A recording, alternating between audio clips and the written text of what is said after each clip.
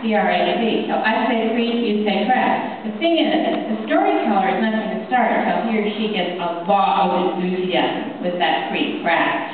So, you know, we'll practice in a minute. I say creep, you say crack. Very good. So, and what you'll see in the story is you'll see it's a reflection of us. And in African tradition, animals reflect human traits. A poet named Leslie Norris said that gossip is our way of praying for each other. And in Africa, the animals are used really as that kind of prayerful gossip to teach, by example, for an elder storyteller to say how to be and how not to be, to deal at its when with deeply human issues.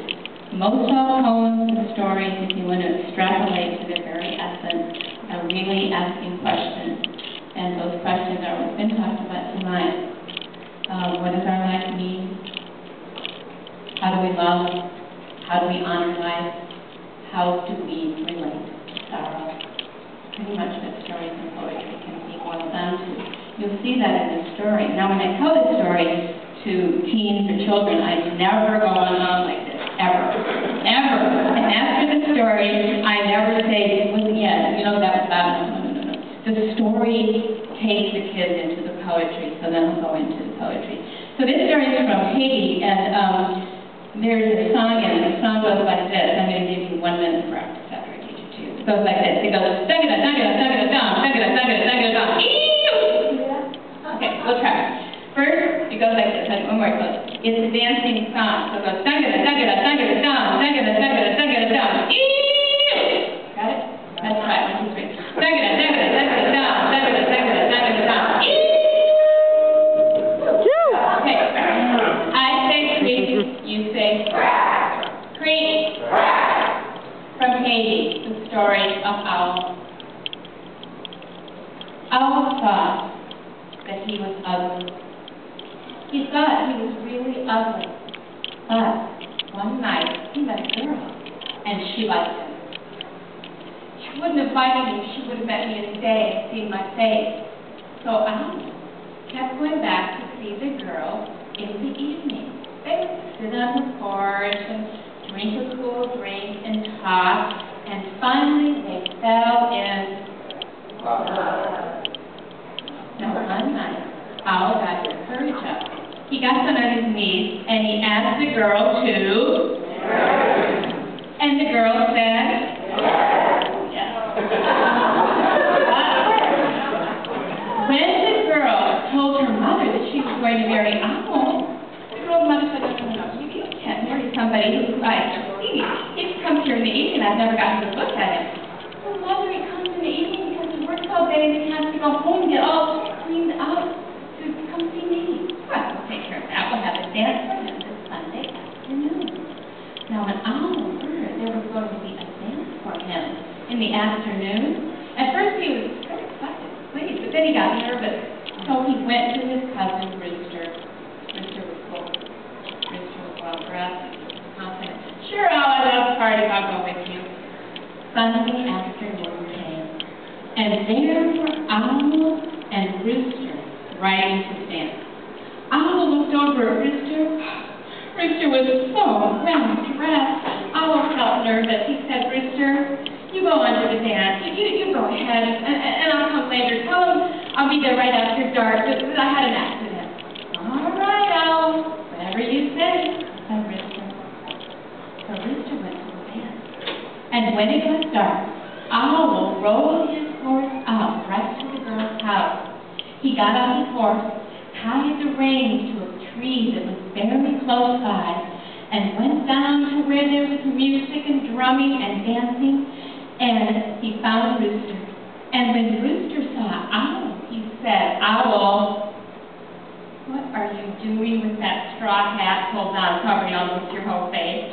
Oh, Rooster, listen, tell him I had a terrible accident, and that a tree branch scratched my eyes, and any light at all really hurt my eyes. Okay, Owl, but you better hurry up. The girl's getting really upset. She's been waiting for you a long time. So Owl found his girlfriend. She was happy to see him, even though he looked a little strange with that straw hat started up. And nobody at that dance, not anybody, what, you didn't know? You sure didn't know. You didn't know.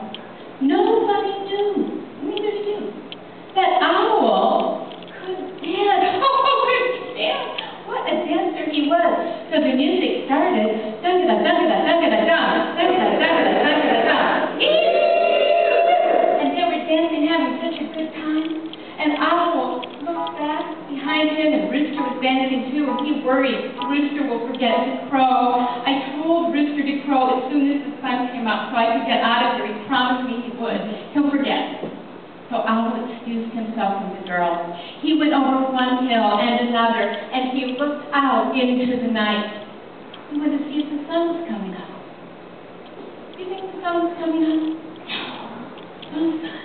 So he went back to dance with the girls some more.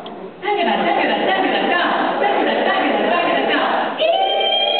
Well, they were having such a good time that Owl was worried Rooster would forget. He went back over those two hills, looked out over that horizon. No sun coming up.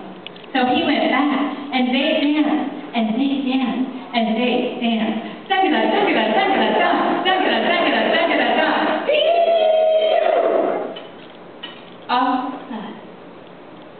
Owl thought, I better go. The sun might be rising. And he said, I'll be right back to the girl. But she said, Owl, don't go. Stay here. Dance with me. So he did. Oh, they danced. But all at once, Owl looked up and he saw the sunlight just coming up, hitting the very tops of the trees. The girl's mother saw it too, and she ran over to Owl, and she said, now I can see what he looks like. And she reached up and grabbed that straw hat off of Owl's face. Oh, my eyes, said Owl, my eyes. Rooster crowed, and Owl kept his face covered with his hands, and Rooster crowed again, and Owl ran to his hole. Now when Owl got to his horse, he had to take his hands down from his face so that he could untie the reins. And in that moment, in the bright morning sunlight, the girl saw his face.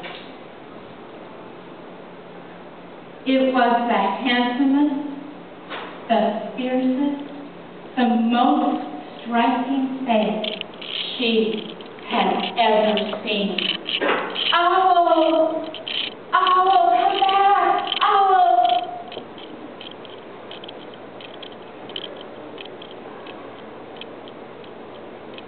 But Owl didn't come back.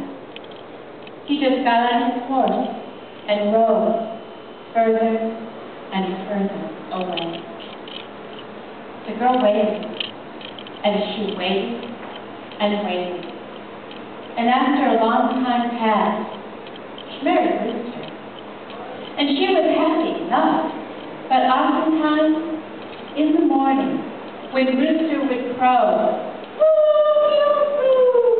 that girl would think about Owl, full of loving thought for him in her heart, and wonder where and how he was. That's the story of Owl.